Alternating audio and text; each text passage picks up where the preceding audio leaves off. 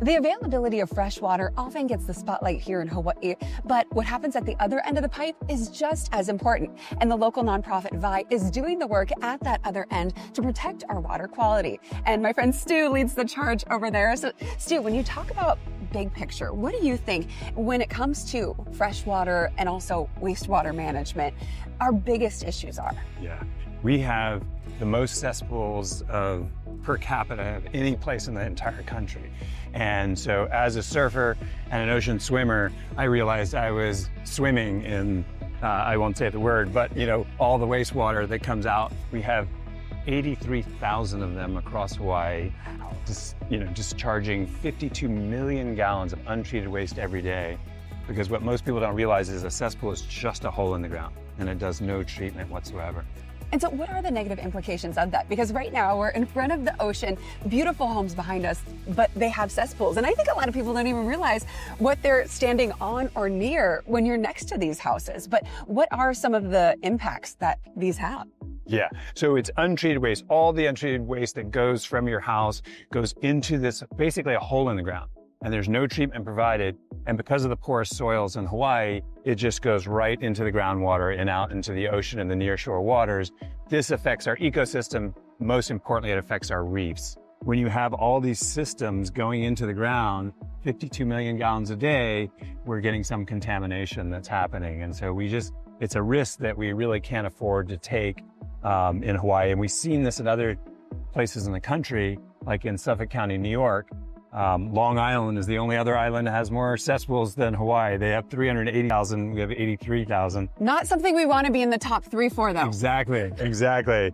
And that's where you come in. So can you share about WAI and how you really are filling the gaps in so many ways? Yeah, well, we started the nonprofit in 2020, and it was after the state had passed a mandate to convert all cesspools by 2050.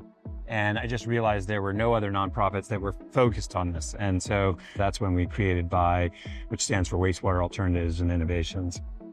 83,000. That's a lot that needs to be converted. So what are the challenges? Why is this a tough issue to tackle? Just the financial burden on the homeowners. And so right now, the way it's set up, the burden is on the homeowners to convert their cesspools. And this can be anywhere from $25,000 to $50,000 on average. And we're trying to find federal funding, maybe using new green fees to help homeowners with this issue, which affects all of us.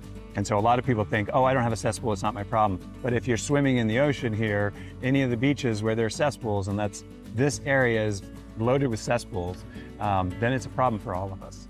And this is Hawaii. We're surrounded by water. So many folks are constantly in the water, as I know you are as well, as a surfer and a swimmer. But when you think about innovation and the future, what the ideal scenario looks like for you, what do you think that is? Yeah, right now we have these individual cesspools, and then we have massive wastewater treatment plants, which are very, very expensive, and the counties are in control of those. Homeowners control the cesspools. What we're trying to do is find the monkey in the middle and create a solution that is really a decentralized solution for all the rural communities, where we can bring in state and federal funding to help them do it. And it's a lot less expensive for the homeowners, and it's a lot more efficient. And then the ultimate thing is to reuse that treated wastewater for fire prevention, for irrigation, for all kinds of uses, because right now it's just wasted. So we see in 25 years, we really could go from last place. We were the last place to ban cesspools by 3.5 decades. We could be the first state in the country to put in these decentralized systems and really be a model for the country.